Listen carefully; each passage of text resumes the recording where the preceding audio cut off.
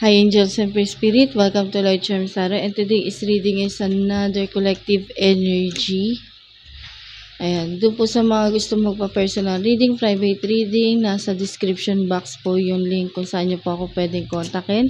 Pwede nyo din po akong tawagan sa number na naka-flash dyan sa video.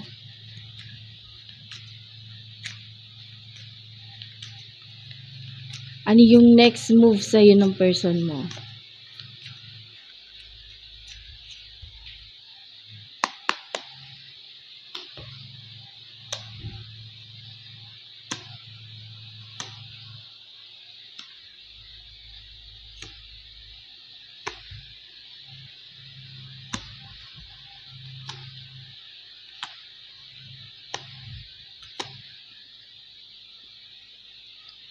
Ayan, so sa situation, challenge, advice, and outcome, ano yung next move sa'yo ng person mo? Doon po sa no contact, ginosting kayo ng mga person ninyo, yung nag-end lang yung relationship ninyo past few days, ayan.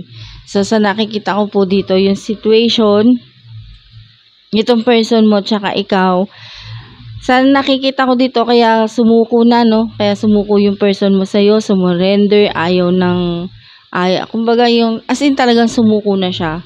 Kasi, nahihirapan siya sa'yo. Yan, kumbaga, ito vice versa, babae, mapalalaki, depende na lang kung sino sa inyo yung no. Basta ito yung situation ninyo, vice versa to. So, sa nakikita ko dito, nahihirapan na siya dun sa relasyon ninyo. Maaring, pinag-aantay mo siya sa wala o pinaaasa mo siya sa wala.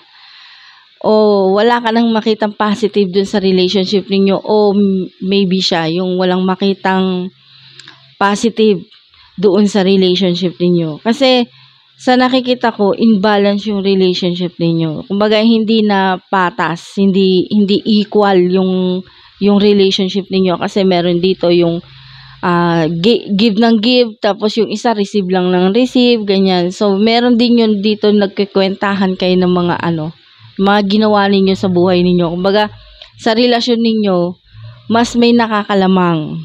Ayan.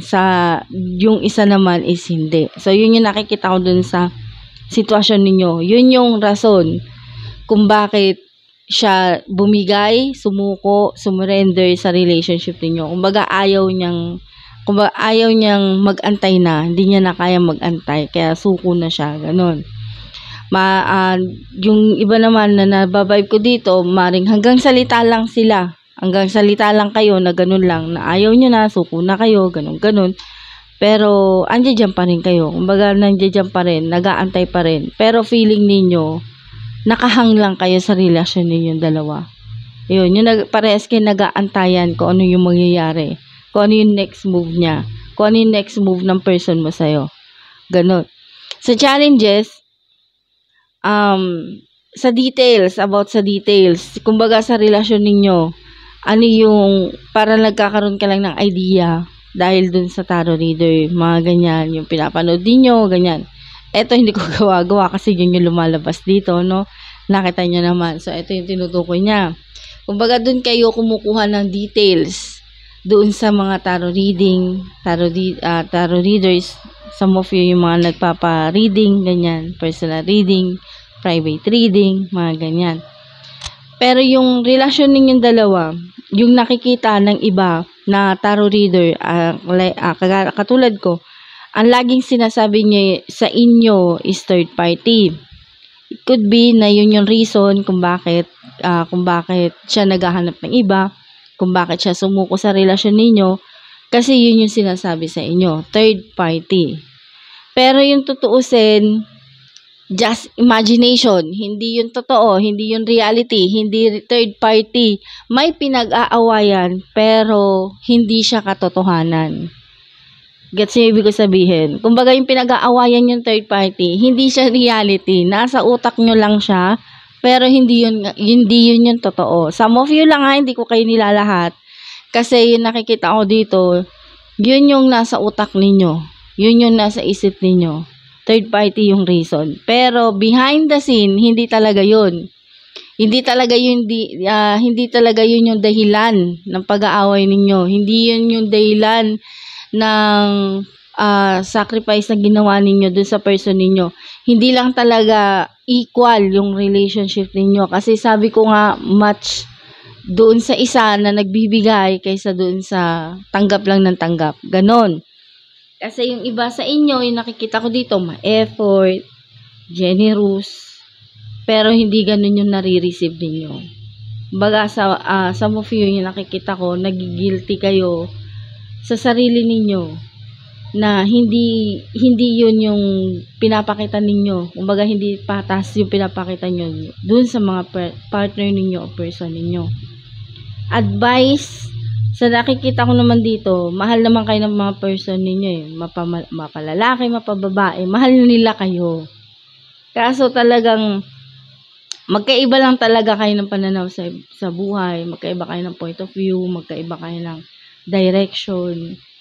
Kaya hindi nyo, kumbaga hindi clear sa isip niyo yung mga, yung plano ninyo sa buhay, hindi clear. Hindi nyo makita yung, yung future ninyong dalawa na klaro. Kasi parehas, magkaiba kayo ng magkaiba kayo ng landas, magkaiba kayo ng tinatahak na landas, magkaiba kayo ng pananaw sa buhay, magkaiba kayong dalawa. Hindi parehas yung isip ninyo, pero kung kayo nagtutulungan, sabi ko nga gaya ng sabi ko kanina, kung equal yung relationship niyo kasi hindi na nga equal eh. Kung equal, meron akong success na nakikita. I mean, very successful yung relationship niyo. Kung tutuusin. Yan, kung tutuusin. Kaso magkataliwas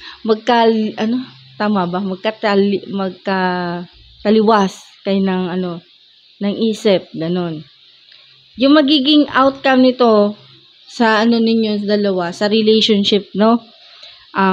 Sinasabi naman dito na na marirealize din naman ng mga person ninyo, mapalalaki, mapababae, marirealize din nila yung mga mali.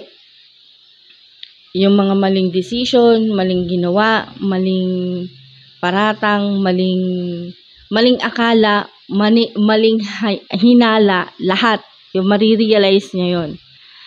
Some of you doon sa mga nagpagawa, nagpa-ora, nagpa-ritual. Yan. Wait lang ha. Wait lang. Kumbaga, it takes time, pero worth it yung benefits na pinagawa ninyo. Ayan. So, kumbaga, worth it yun. Yung ideal na, kumbaga, ito yung minanifest mo eh. Yung ideal na minanifest mo, na pinagawa mo as a ritual, dun sa mga katulad ko, na gaya ko.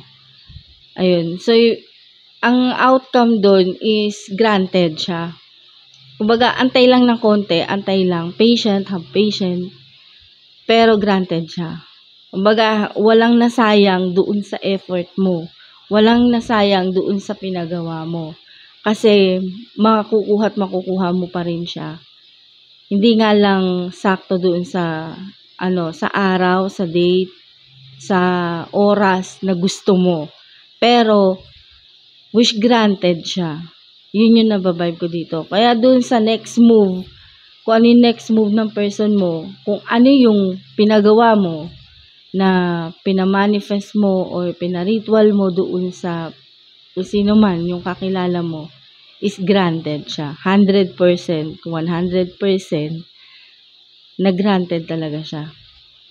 Ayan, so yun lang po. Maraming salamat. Thank you and God bless. Maraming salamat po doon sa mga bagong subscribers. Kung hindi pa po kayo nakasubscribe, please do like, subscribe, and click the bell icon for more updates. Ayan, nasa description box po yung link kung saan nyo po ako pwedeng kontakin anytime, anywhere. Ayan, anyhow, bahala na po kayo. Ayan, so yun lang po. Maraming salamat. God bless.